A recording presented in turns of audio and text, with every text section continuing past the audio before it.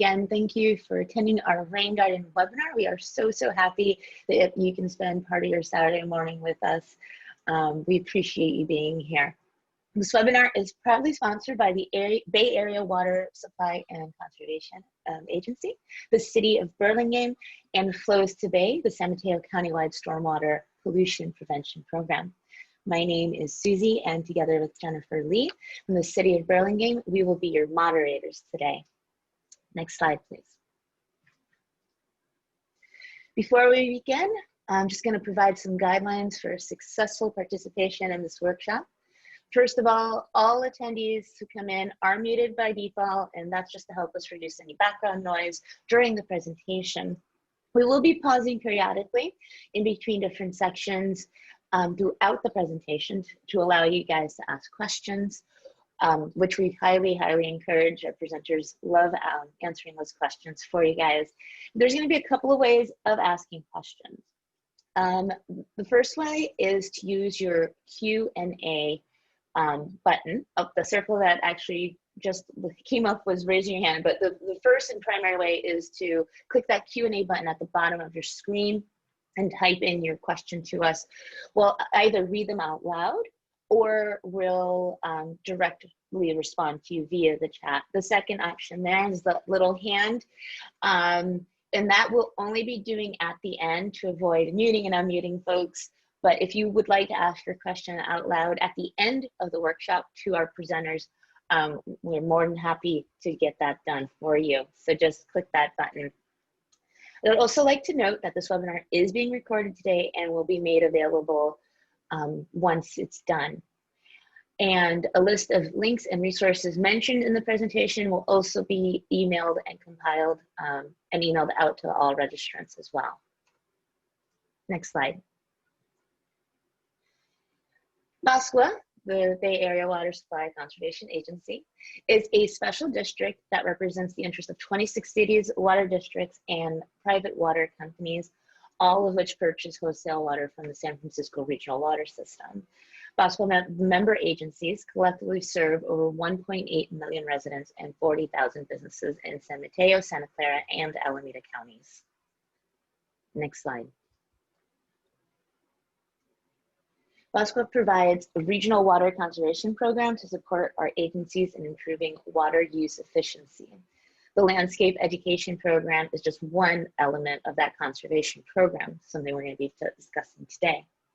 While we have made significant strides in water use efficiency in the past decade, I think we all know there's still room for improvement. Outdoor water provides the single best potential source of untapped, get it? Untapped savings. Reducing outdoor water use throughout and water efficient plants and innovative techniques can help conserve water and ensure the future water supply needs of our communities are met. Next slide. Apart from the rain garden rebate, which we're going to be discussing as part of the Lawn Be Gone, there are additional ways to save through BASCWA. So BASCWA's member agencies and partners offer different incentives, one of which you're seeing on the screen is the Ratio Smart Sprinkler Controller, which provides participating water agencies over 60% discount on the Ratio 3 Smart Irrigation Controller. That can also save you up to 50% of your outdoor water use.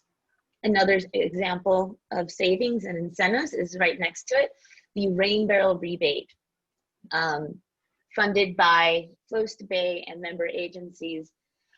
This rebate program, which was just newly launched, can save you up to $200 with your rain barrel system, depending on your rain barrel capacity size, as well as where you live. Next slide, please. Last, but certainly not least, and when it comes to incentives, is the Lawn Be Gone rebate program, which was just revamped. So now it includes $1 to $4 per square foot of lawn replacement and has the brand new addition of a $300 flat rate rebate for rain gardens when done concurrently with your lawn replacement. If after this webinar, you're feeling inspired, you want to go through with the Lawn Be Gone and Rain Garden Rebate Program, we have a special thing that you can do, next slide, please. We will be having a November 7th Lawn Be Gone workshop. Like I said, if you're feeling inspired and you want to go to the next steps of putting your plans together, we will have the master gardeners there for one-on-one support to answer your questions, review designs, and offer suggestions and advice. So in short, they'll make sure you know and are comfortable with the process of getting paid for your transformation. We want to help you and walk you through that process as much as we can. This event will be limited to 20 people, as it will be one-on-one. So unless we're looking for a 5-hour workshop, which I'm sure no one wants to do, it is needed to be limited. So folks attending this webinar gets first dibs, if you will, to sign up for that upcoming workshop on November 7th. For those interested in this special and free opportunity, next slide, please. You will have the opportunity to let us know if you're interested. You can indicate your interest in the post-workshop survey, which will be emailed the link right after this presentation. Not only would we want feedback on how we did and how else we can improve to better serve our community, we will be taking interest for that November 7th presentation. In addition, San Mateo County residents who complete the short survey are eligible for drawing to receive a choice of a $100 gift card to either Hassett Hardware, Home Depot, Lowe's, or Lingzo Garden Material to help your maybe garden project come up. So lots of fun stuff happening, lots of things, but wait, there's more. If we can go to the next slide, please. You'll see that there is still a lot of events happening between now and that November 7th workshop I just discussed. Plenty more free, fun, and informational BOSCWA events for you to take advantage of. You can find all these events and more at their website, BAWSCA, BAWSCA.org. Next slide, please. And for water-wise gardeners here with us today, please make sure to check out bayareagardening.org for resources to support residents in water-efficient landscape renovations and management. Resources include Gallery of Gardens, Plants Identified, Plant Selection Tool, and a watering calculator. Next slide, please. Now, I'll stop talking so we can get to the real stuff and why you're here today. Without any more delay, I am incredibly excited to introduce our two speakers and rain garden experts. It's my honor to introduce Haven Kiers, an assistant professor of landscape architecture at UC Davis, and Kevin Perry, principal of urban rain designs. Take it away, team. Great. Thank you so much, Susie and Jennifer, for inviting Haven and I to present today. And thank you for all the attendees for spending a beautiful fall morning with us today for 2 hours. Today's webinar is looking at kind of 5 different areas with an intermission in between. So we're looking at just a basic introduction of rain gardens, as well as some key points on how to design, construct, maintain your rain garden project, as well as some tips and resources at the end beyond that of just rain gardens and what you could do to introduce green infrastructure at your house and throughout your community. So for today, our webinar goals are essentially a couple of different points here. So first, our aspirations is for you to learn the basic ideas for design, construction, maintenance of residential rain gardens. And first and foremost is to help you gain inspiration to transform your own lawn or landscape area into rain gardens. We also would love to have you find out how you can, and you've already been introduced into this, the benefits and the rebate programs for removing turf and converting that into multifunctional landscapes. And then also just to discover other green infrastructure tools that can be utilized at your property. So I think the first thing to ask is, what is a rain garden? Because the definition of that is oftentimes all over the board.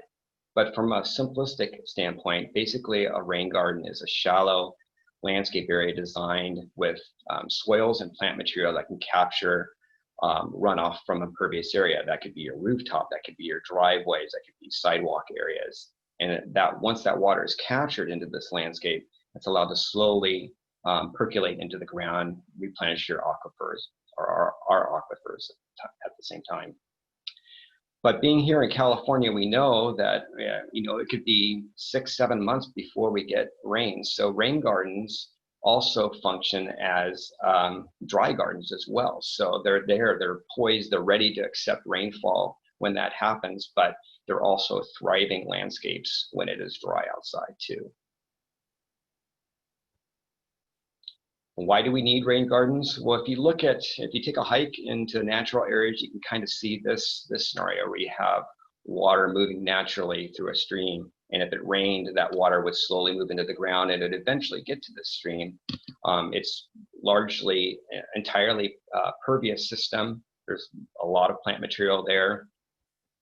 But in our urbanized condition, it's quite the opposite. So as we've built up our cities and towns and our neighborhoods, water, when it does rain, rainfall when it does rain, doesn't have the opportunity a lot of times to get into the ground as it would naturally. And the low point of that drainage is typically our roadways. But if you can see kind of in the right-hand side of your screen, you can see kind of a sheen of water coming from a landscape area or a driveway that water is not allowed to go into the ground.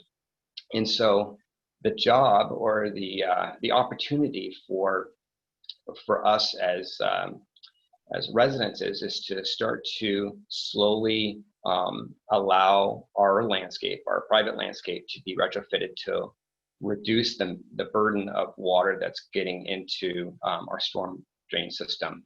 And when you pull back out and look at, say, the South Bay area, you can see that if you kind of squint your eyes, all that gray space in there, that's all the built up condition that I'm talking about.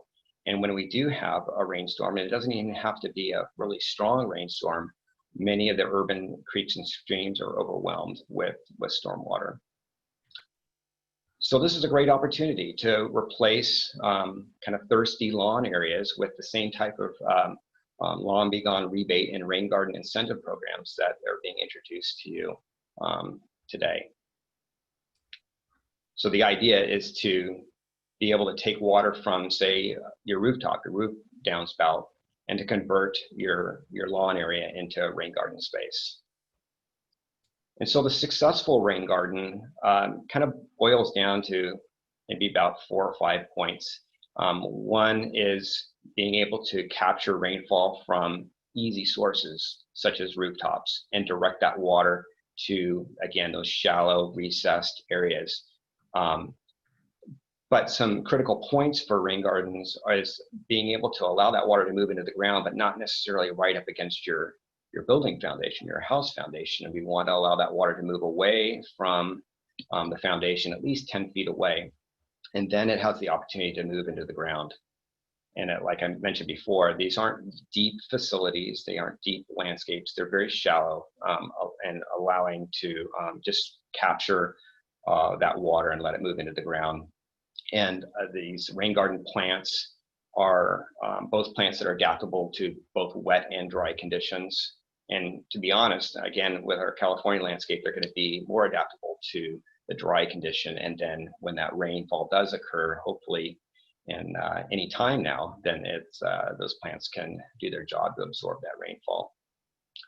And then the other critical piece, kind of the last piece for a successful rain garden, is being able to, I guess, allow the large storm events, the real strong downpours. Once your rain garden is maybe at capacity, it just can't handle any more rainfall from that particular day. It has a surface overflow route to allow that water to move to a safe area where it's not going to cause flooding or damage.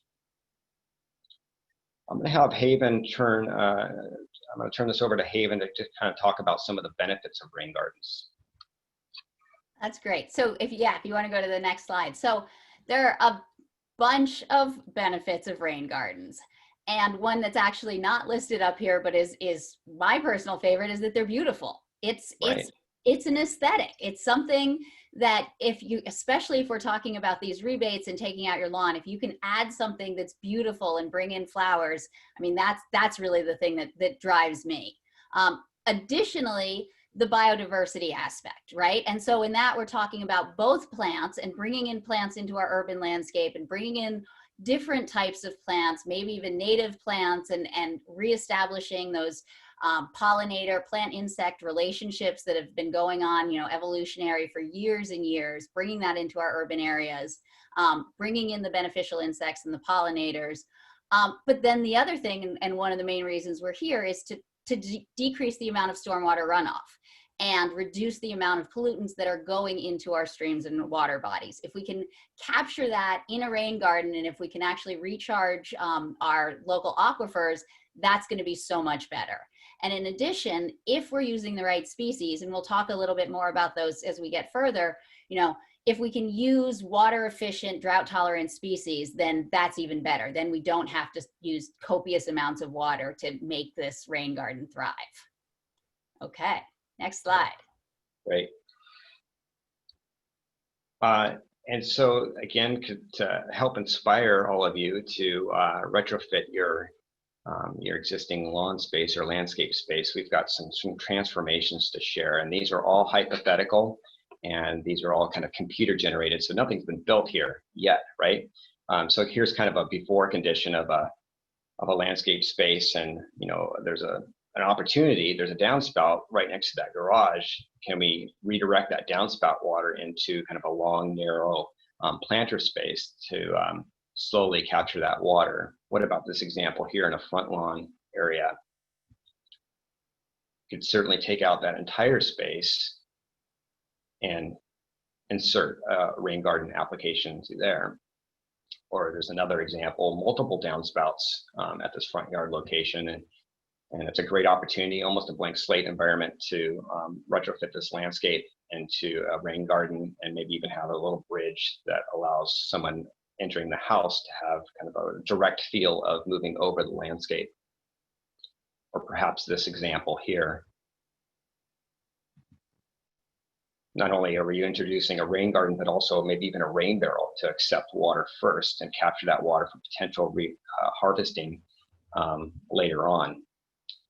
And here is an example of not necessarily, you don't have to take out your entire lawn, but maybe just a portion of it. And we'll get into that a little bit later, but here's an existing landscape. How about inserting just a rain garden and a portion of it? You can keep part of your lawn if you have active users that want to use that space, and introduce kind of a partial application and redirect that water into that space. So again, just kind of showing these are built examples of different rain gardens throughout Northern California to showcase a lot of different plant material utilized, some of them quite colorful and beautiful. Again, the points that Haven had hit upon in terms of biodiversity and beauty of the landscape. I'm just kind of giving a sense of a lot of different applications that could be used.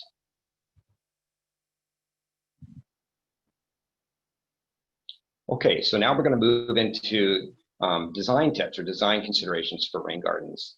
And just to caveat this, that this is, again, just more tips and considerations. This section isn't necessarily going to show you the details of how to place individual plants or design your rain garden. That's a longer process to go through, but this is hopefully, again, kind of give you the key points of rain garden design. And one of the first things you would want to do before you get your shovel and start getting into things is just kind of analyze your yard for what are the right conditions for rain gardens there.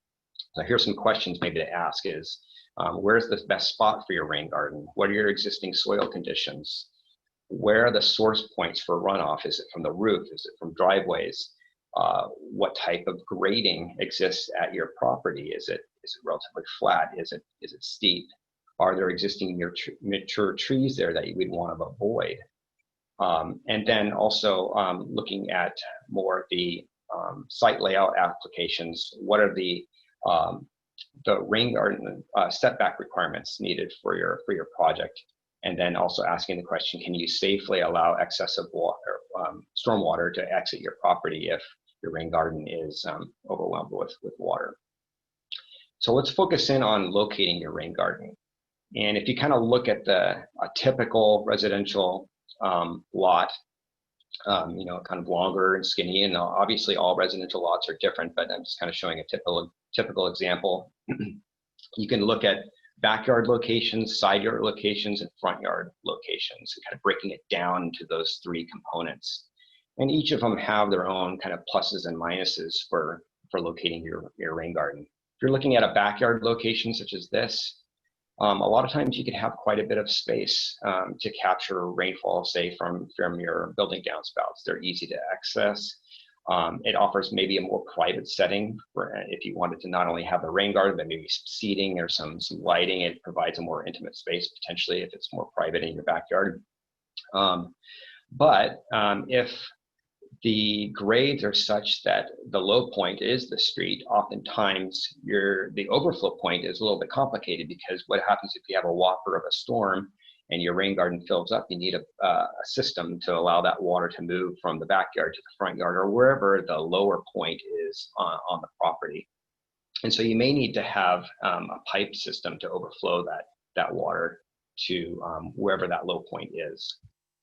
Side yard locations can be a little bit tough. Oftentimes it's more like this. Some people have larger areas for side yards, but oftentimes it's just getting from the front to the back with a pathway with not much available space. So typically they are very narrow spaces. They're usually paved. The overflow of the water needs to be dealt with. You may have to pipe that to the front or wherever the lower part of the property is. But again, if you do have a larger side yard condition, there may be some opportunities to integrate rain gardens along the side of the house, providing you have the appropriate setbacks, which we'll talk about in a little bit. Probably the easiest spot is your front yard for a couple of different reasons. Often they do have quite a bit of space, and you'll find out later that you don't necessarily need a large amount of space, but if you're trying to have a kind of a bigger impact of your yard, this is often the spot to do it. The downspouts are typically easy to grab stormwater from.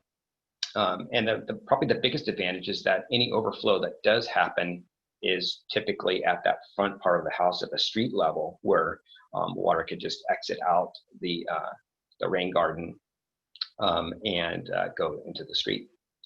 I guess one disadvantage is that it's a little bit less private space, so that if you did want to incorporate some, again, kind of special places in there, it's kind of open to the public view there. But from my perspective, the front yard is the ideal spot when you're looking at the kind of the raw conditions of being able to capture, infiltrate, and then overflow stormwater.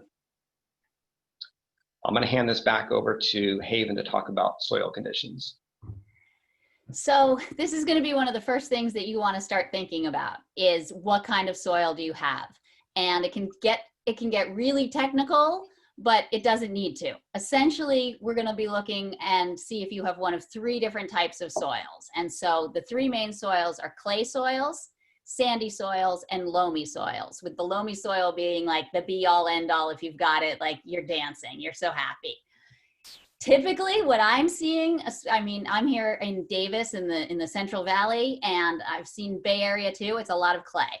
And so the way to tell clay soil is that it's going to be very sticky. So you can actually, it feels like you can mold it into clay. And so you can actually shape it. What it means is that it's really slow to let the water through. If you think about clay vessels, right, they're holding the water. So clay can hold water for a really long time, which means it doesn't infiltrate as fast as, say, sandy soil, right? So if you think about sand and you think about water going through sand, it's going to go through very, very quickly. So lots of air space, and the water goes through really quickly, but then because it doesn't hold the water and the nutrients as well as clay, it's not going to be as fertile. Then you've got your loamy, like, brilliance that takes those two conditions and combines them. So it's going to be a uniform mixture of the two, really rich in nutrients, more air, a little bit of airspace, good infiltration, and then lots of good fertility. So, next slide. So in order to figure out your soil texture, essentially what you're going to do is you're going to just take a handful of soil, add a little bit of water, and then you're going to form a ball with the palm of your hand. And so you want to see a little sheen on the surface. And then you just want to start pinching and sliding the soil between your thumb. I mean, I'm doing this in front of the screen like that. So there you go. And you want to form ribbons of soil. And you want to do this until the ribbon breaks away from the rest of the soil. And then you're going to measure the length of that and you're going to record it. And so the difference is with sandy soils, you're not going to get a ribbon, right? The sand is just going to break apart. With the loamy soils, it's going to be a pretty short ribbon and it'll split pretty easily and it'll break away at about 1/2 inch. And then with the clay soils, that, you know, you're just going to be molding. Basically, you're creating a pot out of that clay soil. So long ribbon, about 1 inch long. Next texture, or next slide, not next texture. But then, more importantly, I think than anything else, is looking at what you've got in your soil in terms of organic matter.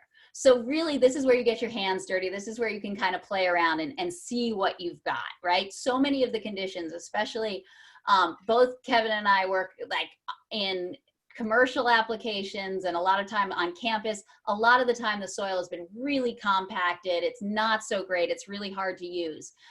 A lot of like if you've got good soil and you can dig it up, look for those worms. See if you've got them in there. See if you've got compost in there, and if it kind of breaks apart in your hands. But if you see little pieces of, you know, white mold, or you see nematodes, all that kind of cool stuff, that's the kind of thing that you want to look for. If you've got that, you're in good shape.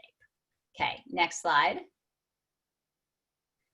And then you can test your soil's infiltration rate. And again, we're getting into the sort of the scientific stuff here, and you can have someone come and do this for you. They're testing labs that'll do it, and we're making it look, you know, very fancy, but the reality is this is something that you can do, and it's pretty easy to do, just to get a sense of how quickly will that water go through.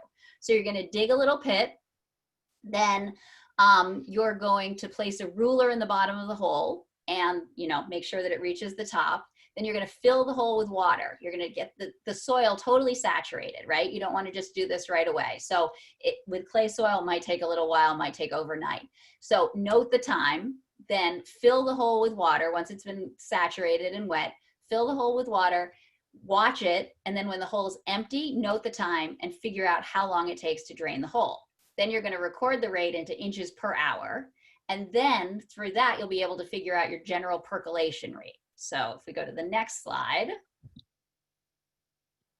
what you see is that if you've got, this is another way to figure out kind of what kind of soil you have. Sandy soils, greater than 5 inches in an hour. So lots of water going through really quickly.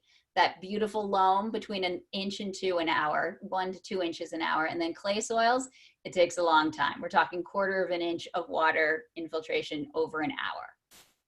So next slide.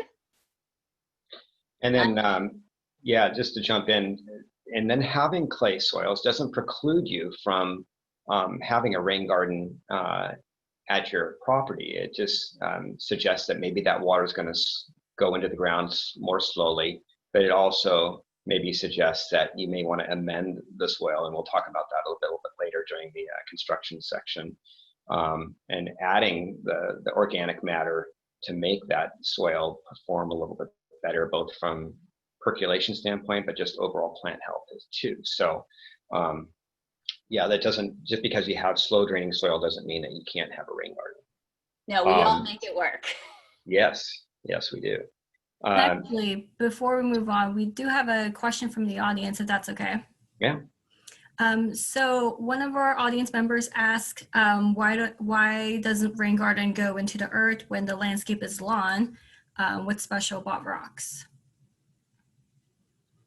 And so I guess they're kind of asking, you know, what, you know, if you have a turf lawn, doesn't that also allow some infiltration? And so what's the benefit of, you know, taking out a turf lawn and using a rain garden if they both have some infiltration into the garden?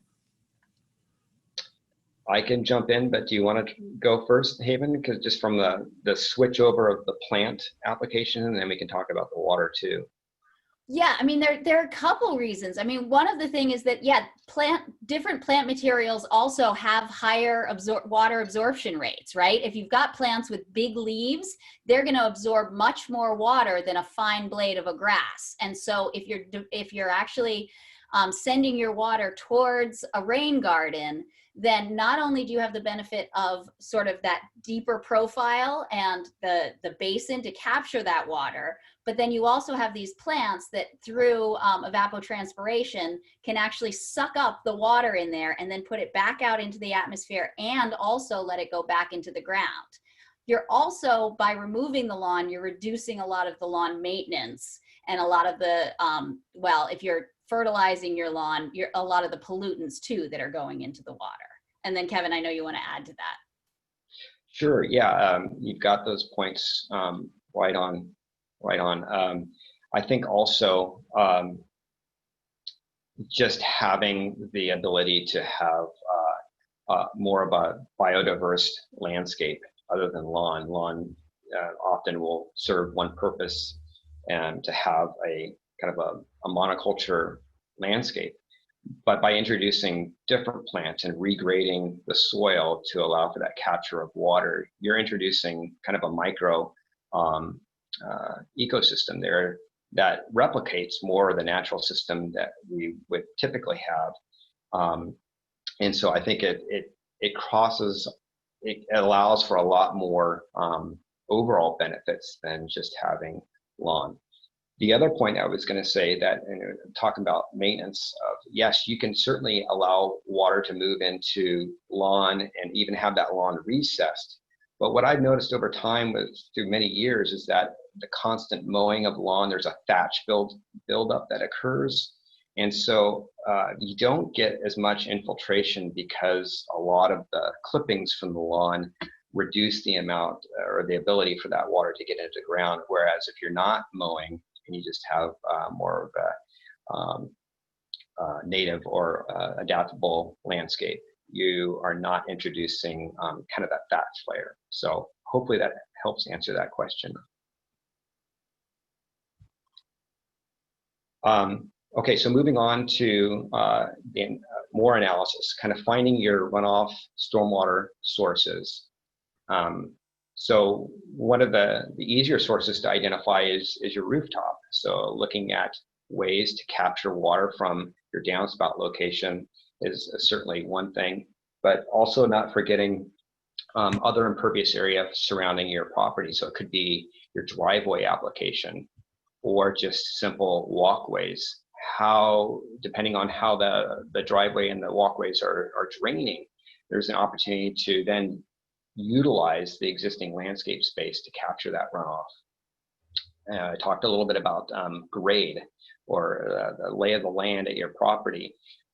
Steep grade conditions, not uncommon in the Bay Area, sometimes even more common than in the flat areas, but special considerations need to be taken into account when locating your rain garden in areas where you have steeper grade. Again, similar to the soil, with the clay soil application, it doesn't necessarily preclude the idea of having a rain garden, but it just means that extra thought needs to be taken as to how you're going to shape the land for that recessed landscape space, where the available space is given the way the land is already shaped, and then making sure again that from larger storm events, can that water exit the rain garden safely? So just some extra considerations.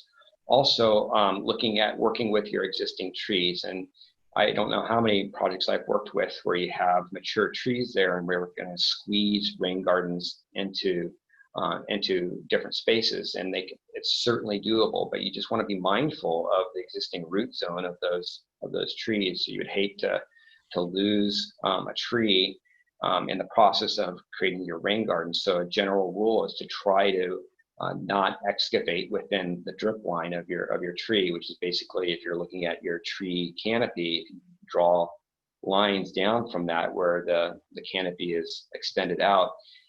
That's essentially where a lot of the root zone is in the ground. So if you're cutting into your lawn, you're cutting into your landscape, You want to try to avoid those areas as much as possible from the drip line in towards the trunk of the tree. Setback requirements for rain gardens, and this is kind of coming out of the rebate program, looking at different requirements. Again, I've drawn up kind of a completely hypothetical site plan of a residential project. We've got a couple of trees, we have a patio, a walkway, you've got the house, a driveway, and lawn spaces throughout. When you're looking at the specific setback requirements for rain gardens, you have a couple of different things. Notice first and foremost that the rain garden doesn't want to be any closer than 10 feet from the building. So you can see kind of these red zones, which is kind of the available space for the rain garden. You can see it's offset from the building foundation by 10 feet. Likewise, there's a 5-foot perimeter setback from any of the property lines that you see there, as well as a 3-foot setback from public sidewalks. So when you squint your eyes and you look at this, there's actually quite a bit of space for a rain garden. If you look at those, again, those kind of red areas that I've shown in through here based on the setback requirements. But then when you start to overlay, wow, we do have some existing trees there and we don't want to harm them, those areas start to shrink up a little bit. So now you're looking at kind of what I'm showing here in the red here. But look at the opportunity that exists. If you're doing a quick site plan and you were reducing maybe the front yard, all the lawn goes away and you have a rain garden that's 10 foot offset the building foundation, 3 foot off the sidewalk. And in the backyard, maybe you've got kids and you still want to have some lawn space. You can certainly still have that landscape space, but we're creating a rain garden that adheres to the setback requirements as well. What are some shapes? What are some good shapes for rain gardens? And the simple answer is pretty much anything goes. You can have more formalized rectangular shapes, such as this. Even skinnier rain gardens, as long as they meet the space requirements, they're good. Or you can get a little bit free-form. Maybe it's more of a serpentine look to it, or just kind of a, I don't know what you call this shape, maybe a kidney shape for a rain garden. But like I said, anything pretty much goes with it. They can be whatever they want. And I think that's advantageous when you're working around different site conditions, whether it's a setback requirement or an existing tree. Maybe it's a circular space if you like circles, or if it's a triangular space, that's certainly good too. A lot of consideration is how much space do I need for my rain garden application, and the rebate program is showing some minimum criteria for that. So when you're looking at capturing impervious area, whether it's from a roof, a driveway, a walkway, or any combination of that, you want to be able to have at least 300 square feet of available stormwater capture from those areas. That's kind of the minimum. Now, obviously, rooftops can probably be way more than that, which is great. We can capture more water. And then if you're looking at the actual rain garden size, what we'd like to see is a 4% minimum size for rain gardens. So if you've got, for example, 300 square feet of roof area, if you look at that 4% rule, we need at least 12 square feet of rain garden space. So just to put that in perspective, maybe that's a 2 by 6 foot area. So that's the minimum for a 300 square foot space. So you can really fit these rain gardens into nooks and crannies as long as they meet that kind of setback offset. So kind of looking at a brief example of sizing for something like that. I've actually got 2 examples, so I'm just kind of picking on this one. So let's say that this roof has 800 square feet, and based on the setback requirements and what we'd like to see with this particular landscape, we have 150 square feet of available landscape space that we can convert from a lawn into a rain garden. You do some basic math by dividing the rain garden space by the roof runoff. And in this case, we had almost 19% size ratio, which is great. And the point here is that the 4% is, again, the minimum. You can take out as much space as you would like to have for something like this, and that's great. But we do want to emphasize that 4% minimum size for rain gardens. Hopefully you can do much more than that, like this example. So again, this is the kind of the second example from looking at that setback requirement that I was talking about, that same site plan. Let's just take this rooftop, and we're going to combine it with the patio space. That's going to equal about 1,670 square feet of available capture of roof or just impervious area. And we've, again, allocated about 420 square feet of rain garden space. So again, doing that simple math, dividing the 420 into the 1670, we're looking at 25%. So way above the 4% minimum, which is great. The other thing to consider with design application is just the overall programming of your space. And what I mean by that is that rain gardens can have just kind of a single purpose function, in that your yard, your rain garden is just designed to be able to capture that water into this landscape space and infiltrate it, and that's great. And removing a portion of the lawn to do that. But there's also the opportunity to integrate the design, and this is where it gets kind of fun, I think, is to start creating spaces with your rain garden applications. So maybe there's some seating, like this example under here, they have their rain garden. They have this is in a front yard location where they have just kind of a seating space. And I walk by these neighbors all the time and talk to them and compliment them on their rain garden. This is in Davis. And it's becoming more and more popular to have these front yard spaces act as more seating spaces or just interesting spaces. It's another example where there's a rain garden application, and they've done a bold design statement by having you walk over these large planks of wood, so you feel like you're suspended over this landscape. And again, it's kind of when I talk about multi-purpose landscaping, it's starting to create spaces, people spaces, placemaking spaces, other than just simply managing that water. And it could be just the simple application of a bridge and allowing people to walk over it and maybe have an opportunity to sit down. Or in this case, there's a small linear rain garden right up against a raised vegetable bed. You wouldn't want to have edible plants within the actual rain garden piece, but it's showing kind of a combined use of stormwater management with edible landscaping too. Or maybe it's just creating a statement here that this particular rain garden has some poetry associated with it, which I think is kind of nice. There's some more examples of that.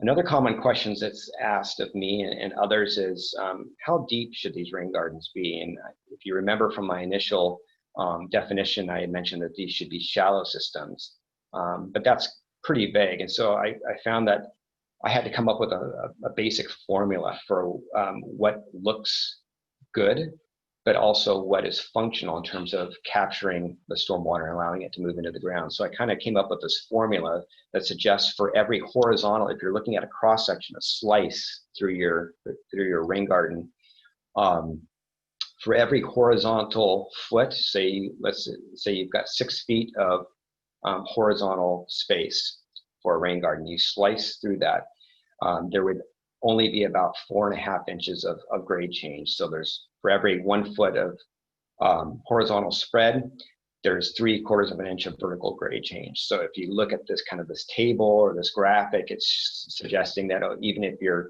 have say just a really small rain garden applications, only 1 foot wide, maybe it's only about an inch or so deep. And then gradually, as you start to get wider and wider with your rain garden application, you can go a little bit deeper.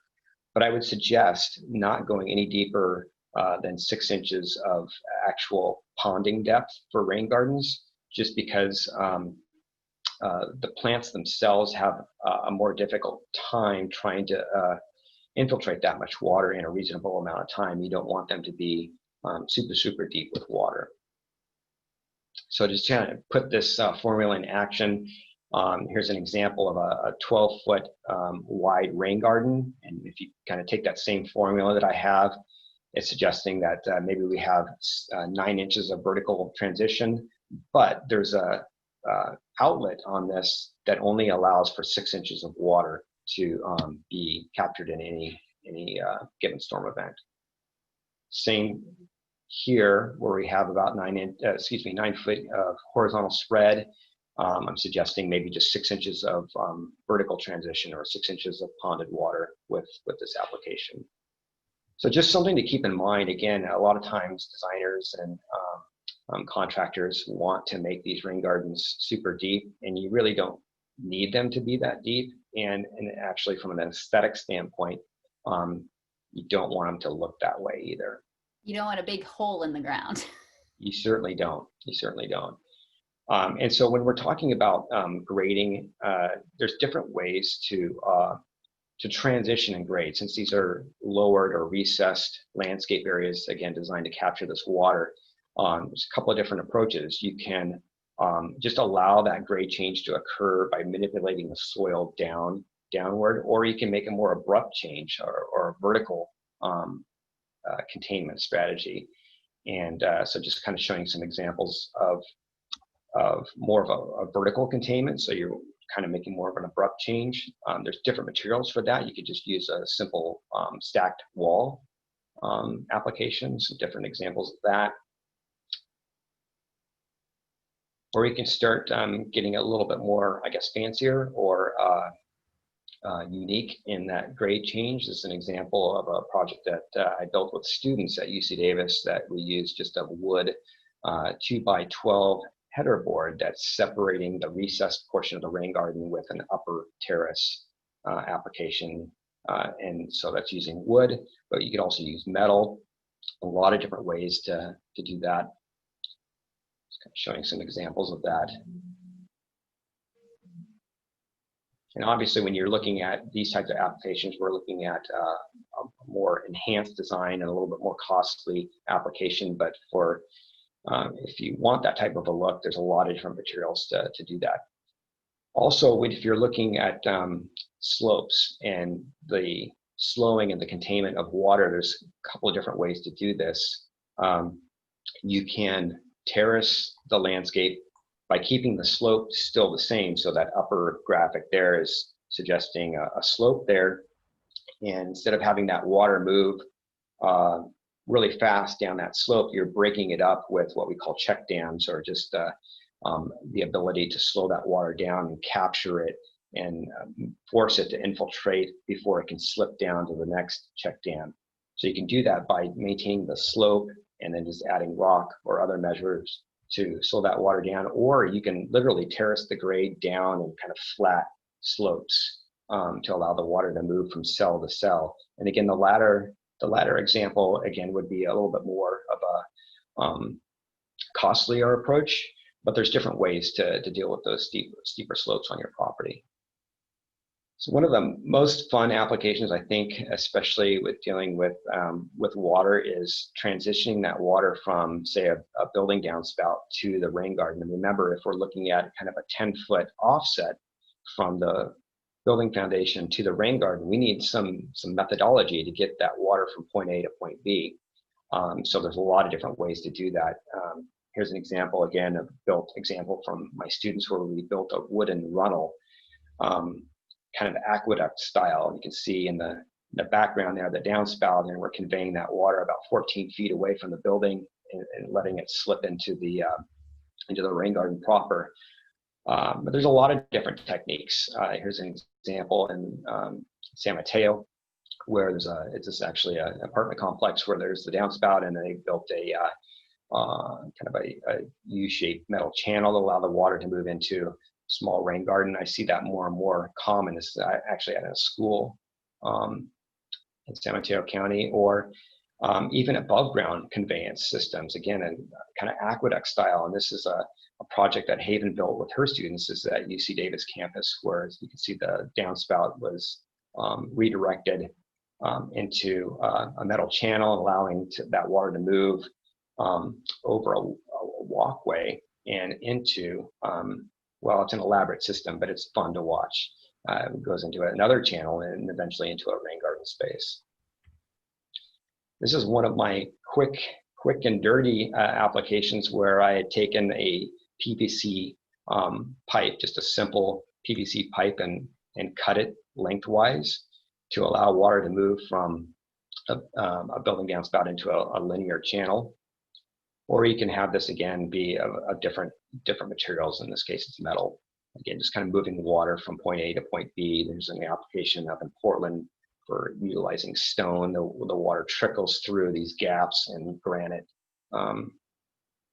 or maybe even building a concrete channel to allow that water to move away from the building. So a lot of different ways for surface conveyance applications. And then the simplest is just allowing that water to move on the surface before it gets into your rain garden. So maybe it's just a simple rock channel that does that. A lot of times you may want to introduce subsurface conveyance, and I could see this happening if you wanted to, for this example in this cross section, maybe you've got the building downspout, but then you also have a lawn area that you want to maintain, and then farther away you have your rain garden, or maybe it's not lawn, and maybe it's a paved area and you want to move that water underground. You could still do that by using solid drain pipe or even trench drain systems to allow water to move from the building to the rain garden. And the other fun part is allowing water to move underneath or through walkways. And there's some really nice, just simple but yet elegant examples of doing that, allowing these small footbridges to allow water to move through. In this case, the stormwater swale or rain garden is fairly close to this building application still, but almost 10 feet away. But the water is moving right through their entrance stoop there, which I think is quite nice. Okay, Haven, I'm starting to lose my voice, so take it over. It's good because we're up to my favorite part. So Kevin was talking about some of his favorite parts of the design elements. Well, for me, it's the plants. And I just get super excited about all of the different possibilities and how we can really start thinking about plants for rain gardens and what plants are going to work and what plants are ideally suited for this. Next slide. So really, when you think about the plants that are appropriate for rain gardens, the main ones, it can be tough, right? Because we see so many beautiful examples, I feel like, from the East Coast where we've got, and from Europe. And so totally different palette of plants. And they're doing these wonderful things and they've got different conditions, right? For us, the trick is that we have these really hot, dry summers and that we don't get that rain throughout the year. And so for the East Coast, the Europeans, because they've got regular rain, the palette of plants that they can use is much more expanded. So for us, it's really a challenge of figuring out what are these plants that are drought tolerant, but also can survive in an inundation of water. And so this is kind of, both Kevin and I have been working on this together, like what is our California plant palette and how can we integrate that so that we can create our own West Coast version of these fantastic rain gardens. Next slide. So thinking about the sunny conditions, right? I mean, thinking about the fact that, I mean, my sister lives in Amsterdam, right? You look at the weather there, it is raining every single day. They had maybe a month of sun and now it's gray and rainy. And so they can do these wildflowers. They don't need to worry about irrigation. We have sun, we have hot weather. And so we need to think about how are these plants going to respond? And frankly, one of the things that I think is really important to think about with rain gardens is when we're talking about that inundation layer and the plants that can really take the wet, we're really just talking about that bottom layer of plants. Anything kind of up on the sides and the edges, there we want to think drought tolerant, right? We want to think about plants that we're going to put in our garden regularly. Maybe they take a little bit more water, but it's really just that bottom layer that's going to be the one that's sort of tricky for us. Next slide. And then thinking about, okay, well, sometimes we do have these shade areas. And if we're trying to reduce our irrigation, then it's what are the plants that can deal with hot, dry shade, which is another. I mean, I get so excited about plant lists. And so we can talk in the questions section. I'm happy to share some of the lists that I've been able to find of plants that do well in hot, dry shade, or plants in full sun, plants that, you know, those plants for that bottom layer. Like that's for me the really fun part. But so designing a rain garden isn't going to be much different from designing any kind of garden, where you really have to think about what are the surrounding conditions and then what are the plants that will respond to those conditions. Next slide. I'll talk to this one, Haven. So this is again an example in Davis looking at, looking at that interface, since many of you may be just taking out a portion of your lawn, designing for maintenance between that interface between a lawn application and a rain garden or an ornamental garden. A lot of times it's difficult to maintain that edge between the two types of landscape systems. So what I found very useful, not just in residential application, but in commercial applications as well, is to have a strong demarcation of what that is, usually in the form of what we call a concrete mow band that allows for easy maintenance. So if a mower wants to obviously mow the grass, it's easier to do that. If you have just lawn and then landscape, oftentimes it's difficult to maintain that interface really well. Yeah, metal edging is also one that I use a lot, or even wooden edging. I mean, if you have a linear edge, you can put in a 2x4 and use that as edging, and that also does that demarcation. So this is another one. This is an example of a rain garden at the UC Davis Arboretum. And so I put this in as an example of designing for low maintenance because you can see that there really aren't a lot of species in here. It's all grasses, and it's just a few different varieties of grasses. And so because you don't have a garden and a full like flowers at all different seasons, you don't have to worry about all of the maintenance that involves with that, of deadheading and making sure that they're doing well. And the grasses are allowed to grow into each other. And so then the weeding becomes much less because it's all starting to become, so you've got kind of these monocultures within that large area. And so one of the ways to design for low maintenance is really to create spaces where you don't let the weeds come up through ground covers, through grasses, and letting the plants really take over so that the weeds can't get in. Next slide. And then thinking about plant density. And really, I mean, one of the things, if you look like, say, the poppies, one of my favorite tricks for designing rain gardens is relying on some native wildflower seeds for that first year, using annuals to really fill in the space. Because if you've seen a newly planted landscape, you really have, if you're doing it correctly because you want to give some space to allow these plants to grow up and grow into each other, you've got lots of spaces in there. And so if you use some of these wildflowers, and like poppies are the best example, right? Because they fill out the whole area. When they're done, you can just yank them out, but it creates that space, and it gives you that instant garden that I know as a gardener, I'm impatient for, right? It's one of the hardest parts for me, is waiting for everything to fill in and see what everything looks like. So you want to really think about following those rules. So figuring out what is the full width of that plant when it's grown, and then spacing accordingly. So if something's going to be 3 feet wide, then placing those 3 feet on center so that they'll grow into each other, so that they just touch, but they're not crowding each other out. And if you're impatient, trust those annuals, because they're really a great way to make it look like it's full pretty quickly. Next slide. And then this is where it gets into this idea of what are the plants that we use. And so I am definitely a huge proponent of California native plants. They just are so good for the biodiversity. They're so good for the beneficial insects. They're amazing to bring into sort of the urban landscape. And so many of them, I mean, we're in California. And so like, it's different using California natives than other natives, because we've got such a huge variety, and they're really beautiful and they can do well in a garden situation. So that's sort of the first place that I go when I'm thinking about what are some plants, because these are plants that a lot of them, these are the conditions that they live in, right?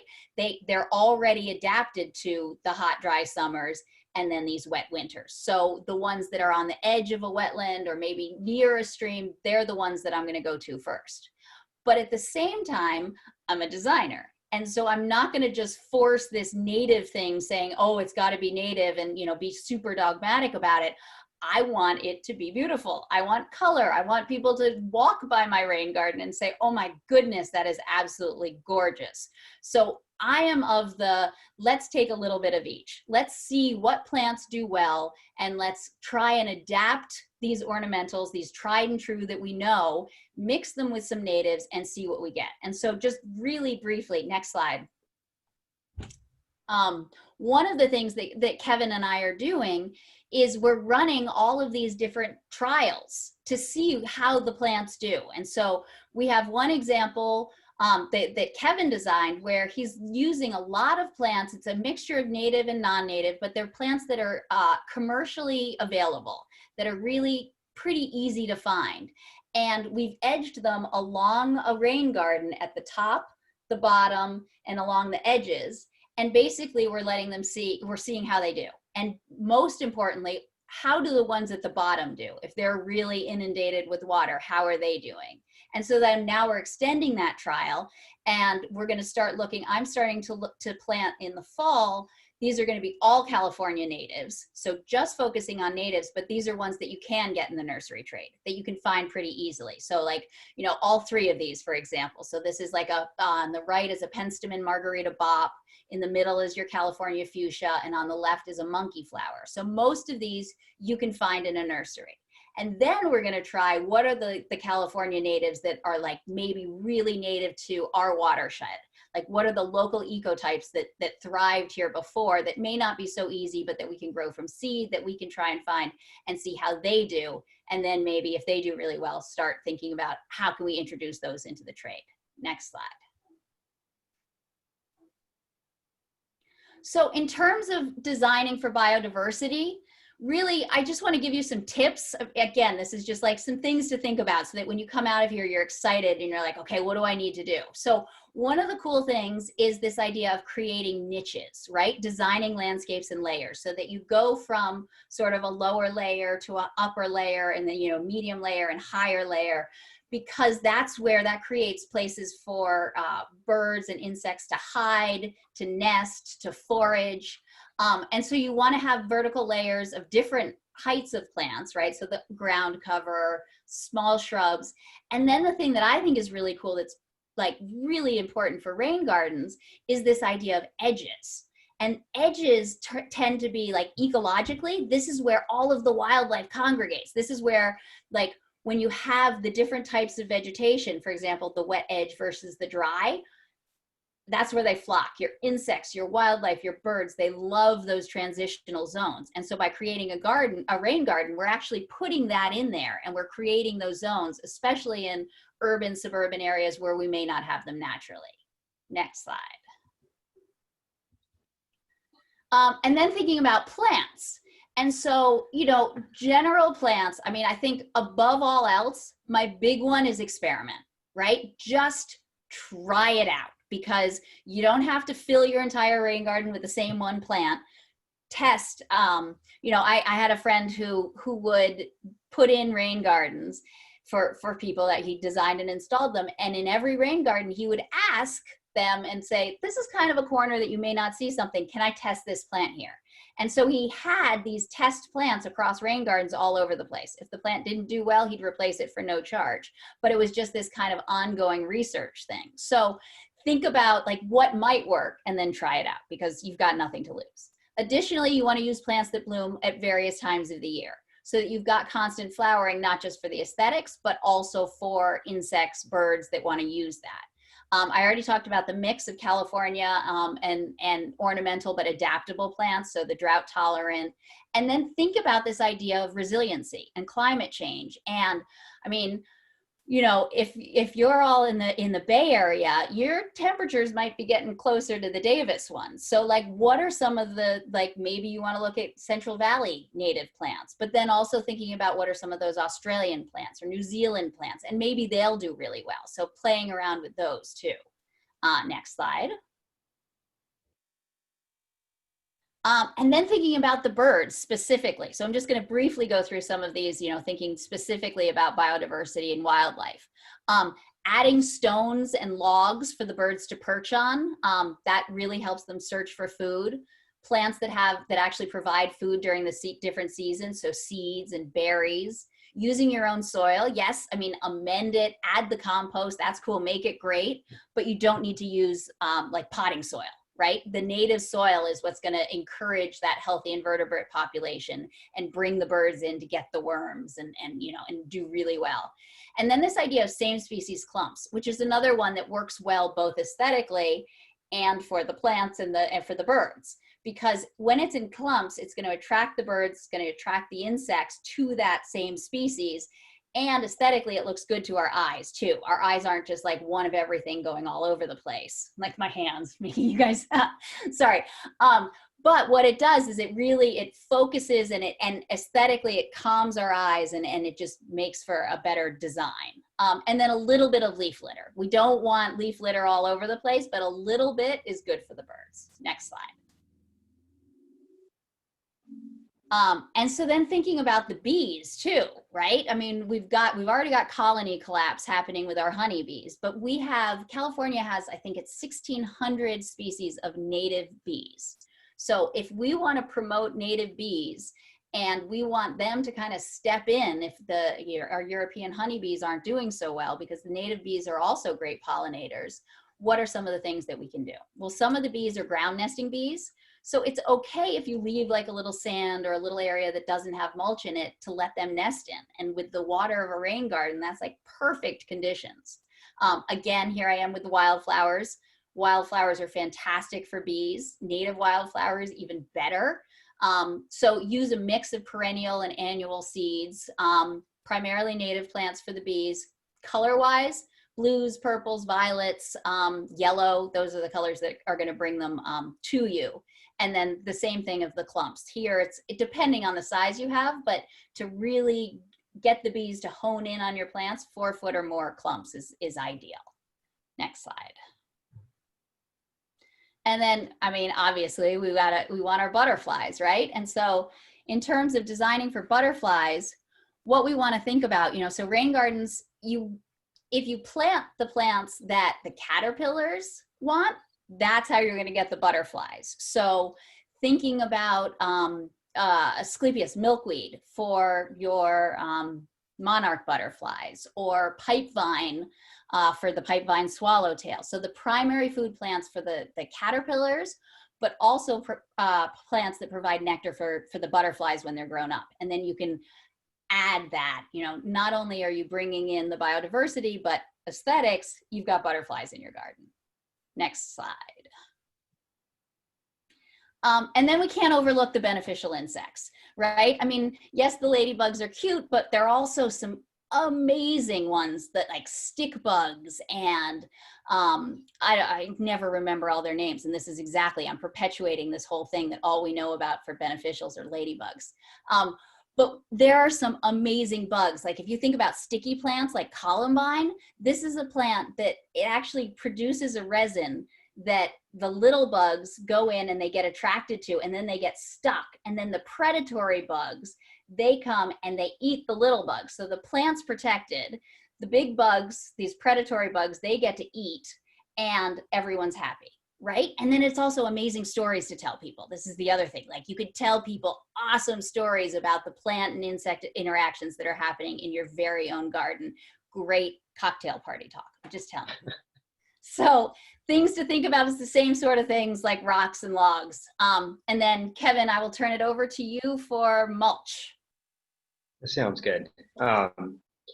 So there's quite a few different types of mulch materials that are common within rain garden applications. You've got arbor mulch or organic compost a lot of times, even inorganic mulch such as pea gravel and river rock. And there's applications for doing that. So if you have conditions where you, say on the side slopes or the upper areas that's not directly, you have your rain garden, but the water isn't necessarily touching the that mulch or that plant material, go for organic mulch for sure. Allow it to be more woody material. What I found in the past is that when you have water and mulch mixing together, a lot of times that organic mulch can float to the surface. Not always, but a lot of cases that happens. So I've put down a layer of pea gravel, or it's very common to utilize just river rock in the areas, again, that's more wetted, where you have a lot of either energy or flow of water, so that you're not carrying mulch material or eroding it away. So you've got organic mulch, pea gravel, river rock, and the placement of it kind of depends on where the wet areas are within your rain garden. I'm also going to talk about just general overflow. I've talked multiple times on safely conveying the larger storm events when you do have rainfall. So this is an example of a retrofit, removing portion of the lawn at a schoolyard actually, and the retrofit of the downspout to go into this rain garden. It fills up with water, and then it simply just overflows downhill, and allows that water to move back towards the street, like I was talking about. There's also the option of just having piped overflow systems, and these don't have to be large pipes, but just enough to allow that water to move into a pipe system where it can be taken to a lower portion of the property or out to the street zone. So just kind of looking at some of the checklist items, if you're looking at design and planning of your rain garden, it's kind of wrapping up the design portion of this section.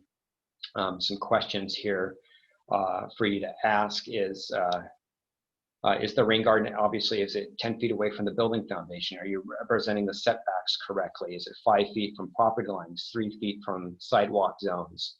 Are you meeting that minimum 4% sizing criteria? Are you capturing at least 300 square feet of rooftop and or hardscape area? Is your rain garden located down slope from a building downspout, so you have positive drainage to make sure no water's backing up against any sort of structure? And then what we didn't talk about too much today, but it's important, is your rain garden avoiding any utilities? And it's important when we talk about the construction section to look at where those utilities might be. And then, as we talked about before, what kind of soils do you have at your space, and do you need to amend them for your rain garden? And I know this is a lot to take in, and but you can do this. You can do this on your own. Believe me, you can. I've watched people do it, but if you ever need some extra help, you've got a lot of different resources to do that. You can utilize landscape architects, landscape designers who specifically work with residential landscapes and rain garden applications. You could look into your landscape contractor industry that have a lot of people that are very knowledgeable with this, as well as just going to your local plant nursery and talking about your project and asking them questions. I already mentioned that we've got the master gardeners that are here to help as well. If you have issues with, if you have concerns about your property in terms of the grade of the property, or worried about water next to your house, you could utilize civil or geotechnical engineers as your project if it's more complex than you think it's something that you can handle. As well as if you're looking at the soil conditions, you can certainly look to soil scientists to lend a helping hand as well. So with that, we're going to end the design considerations section. Do we have any short questions, quick questions that we can answer like within a minute or two? So Kevin, we are coming up at 11:13, so I think I'm just going to hold off the questions until the end, if that's okay, because I know there's a lot of content. Yeah. And folks, if you have questions, feel free to put them in the Q&A, and there's a thumbs up feature where you can kind of upvote the questions that you want to see answered. Sounds good. Okay, so looking at construction, one of the first things, once you have your rain garden plan, you've met all the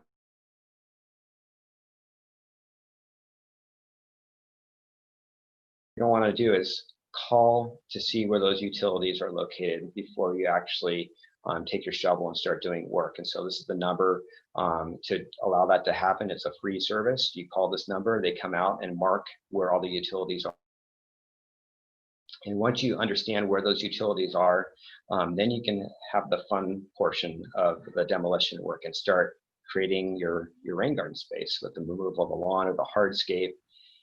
And then kind of checking, you can see here that you can see the painted lines on the lawn there. That's where there's a power line running through there. So kind of slowly excavating where those areas are, where you know there's utilities underneath, and understanding where the depths of those utilities might be.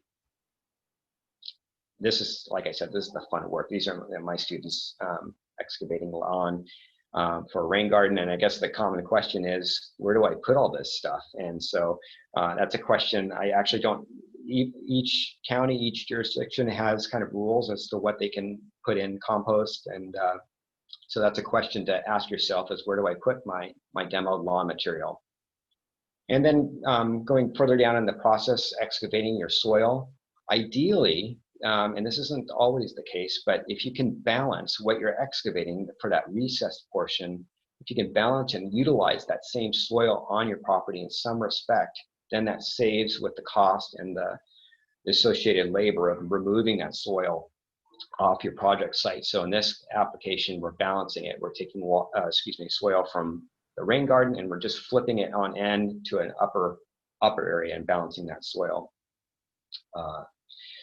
The rough grading process is just kind of understanding how far deep or how far down we want to carve out that rain garden space. These are students understanding what a slope, what an actual. I actually have a template for them to understand a certain side slope ratio for them to excavate the soil, and sometimes it's a lot of soil. Here's some soil excavation and rough grading in action at a rain garden. You can see there's some pretty big clumps of soil through there. So this is just kind of, again, rough grading. We're just excavating out that soil as much as possible. And then during that process, again, depending on the soil conditions, you may want to introduce compost material and rototill that, or at least mix it in with your existing soil, again, to promote more infiltration and possibly, even more importantly, just better plant growth conditions. So this is showing that nice soil being tilled into existing soil. And then also knowing that sometimes we build these when it is raining outside. And this is an example of one of my projects that we built. And we had a very quick storm come in, and we had to apply some erosion control and safety protocols in there. You can see there's a tarp there that's covering up excavated soil so that we're not creating runoff of soil into the storm drain system. And I've actually diverted the downspout pipe. You can see it's supposed to go into the rain garden. I've diverted it away from the rain garden itself. And again, just kind of applying some simple techniques of cordoning off the space so that somebody doesn't get hurt in that construction process. There's different ways, again, to retain the soil grade. I mentioned this before, using vertical elements. Maybe it's metal edging, kind of just showing applications of that. You can see how the rain garden in this area is taking shape. But it doesn't have to be hardscape material. It can just be just simple berming or a mounding of the soil that allows the water to be retained. Okay, Haven, you want to talk about irrigation a bit? Yeah, so there are a number of different ways to use irrigation and to irrigate your rain garden. And I would say that in our location, it really, there's always people who say, oh, you don't need to irrigate. It's really good to have irrigation, even if it's just as backup, because we go through, even with our drought tolerant plants, even with a rain garden, there are going to be periods when you need to irrigate. So drip irrigation is the most utilized form of irrigation in rain gardens. And so you can see there's on the left-hand side of the screen is inline drip emitters. And so basically they're little emitters within the drip tubing every 12 inches or every 18 inches. And so they're giving off a certain amount of water, as you're turning it on. Then we also have the micro sprays, and so that's in the upper right-hand corner, and so that's spraying it out a little bit more, but over a very specific area.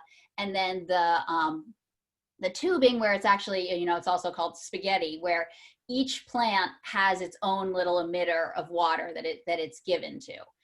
In terms of ease of design, I'm using more and more just the inline drip emitters put down in a grid across the entire surface. It seems to work the best for me. But then the other options, next slide,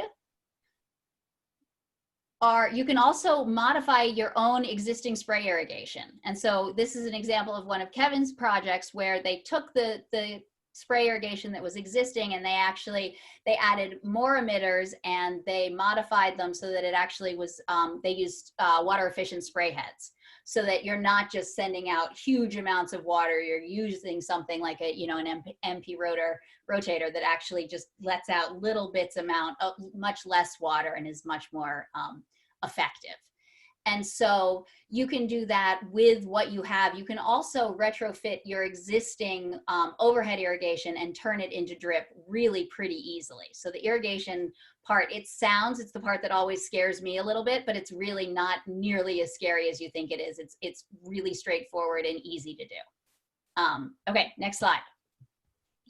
So once you've got the irrigation in place, then you want to go through and do just a fine grading of the soil, right? We saw how the students had done it so that they got that general grading. But with the irrigation in place, and sometimes you want that irrigation subsurface, so it's covered with the soil. At times it'll be at the surface. It really depends on what you want, but you want to do that fine grading then, so that you have the slopes where you want them, and your garden is ready to be planted. Next slide. So you can see more of those with the just kind of cleaning out any of the spots. So then it's time. Go ahead. Did you want to add something? No, I'm just messing up. So in terms of plant installation, the first thing is really staging the plants.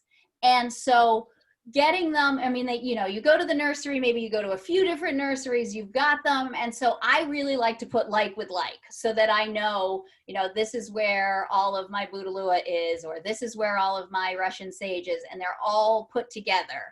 And what we did here was that we actually lined them up along the edge in general where they were going to go. Next slide.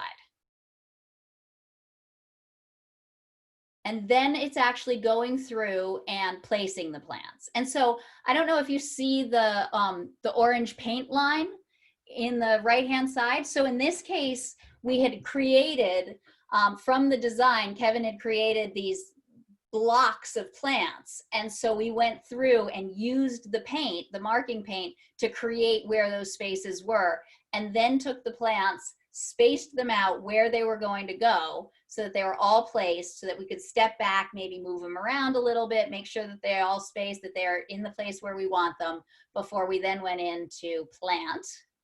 Next slide. And so, yeah, these are all, both Kevin and I rely heavily on students to help us with our projects. So here you can see the students going in and actually planting the plants in the spots where we want them to. And I mean, really, the main trick with the planting is just that you want to make sure that the hole is approximately twice the size of the plant container that you're planting.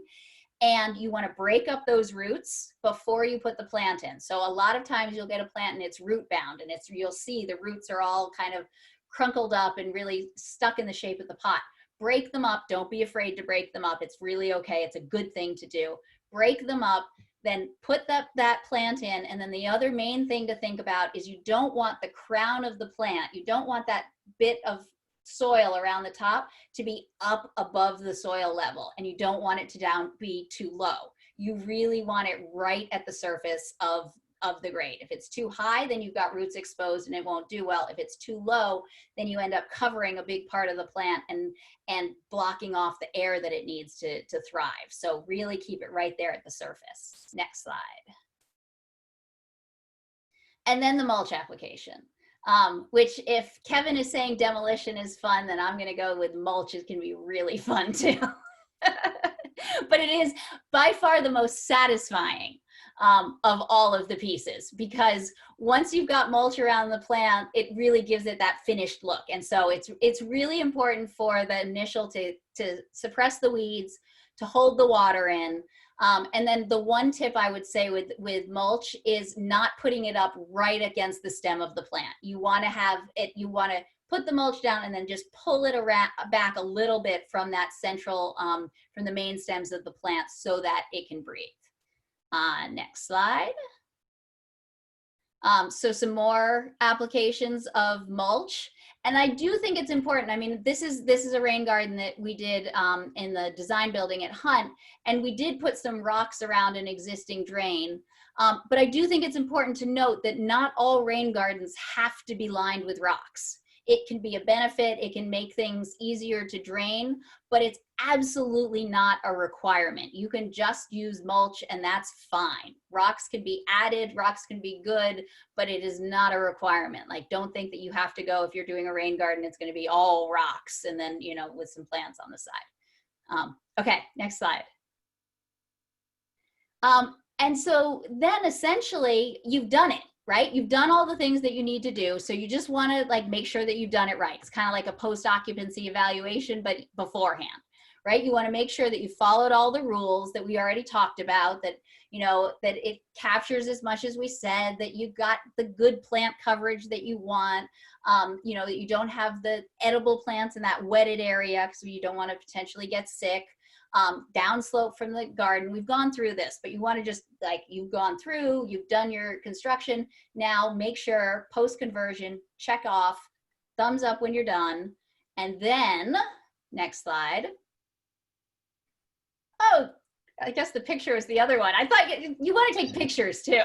I guess that's what comes later. That's in the, I think that's in the maintenance section. That's in the maintenance section. So I would also say, once you're done, take that initial picture, because I was actually just looking at a rain garden that I did, trying to find pictures, that design one that I did for the design building, and looking at it now compared to the picture that I took when we first put it in is just unbelievable. You'll just be so impressed with what you were able to accomplish.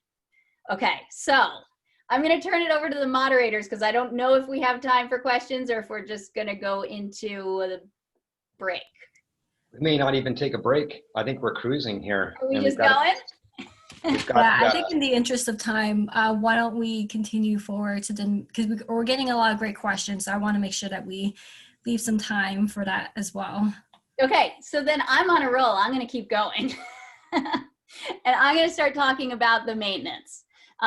So in terms of maintenance, right, the big question is, who's doing the maintenance? Is it you? Are you the person who's going to be out there? And do you have that commitment, which is awesome if you do? I would say, you know, especially now during the pandemic, I am doing more maintenance in my garden than I've ever done in my life, because this has been an amazing respite for me and just like a way to get outside. So, you know, if you are, it's you, gear up, get ready. Maintenance is a fun thing. But you have to be prepared for it, because there will be some. Or do you have a maintenance crew? Is there someone that you're going to be hiring? So thinking about who is doing the maintenance work, and who is going to be there and you know, and ready to tackle issues if you've got floating mulch. And that's a concern. Thinking about on the days that you're going to be doing the maintenance, like, would today be a good day for maintenance? Looking at this photo, probably not. Right? Probably want to wait a little bit, assess, you know, what happens after this rain is overflowed, sunk in a little bit, and then go from there. Next slide. So some of the more common maintenance activities and issues, and I'll just go through them quickly as we keep moving through, but I mean, we're talking about mostly it's weeding, mulching around plants because mulch will get moved around, plant trimming, so cutting things back, removing leaves and debris. We don't have any pictures, but garbage gets in rain gardens. And so you will see, especially if it's a front yard and there are things blowing away, you'll see garbage in there. And so that's something that you want to like pull out. Thinking about plants and their coverage and health and the irrigation. And then this is the photo documentation coming up. Okay, next slide. So hand weeding. Have you ever seen such diligent students? Look at them. They are so excited to be weeding. I have a friend who talks about bonus weeding days, and she thinks that by saying the word bonus, people are going to suddenly get excited and want to weed. But it's not a bad thing. Again, in times of pandemic, weeding can be so meditative. It's such a good thing. You can zone out.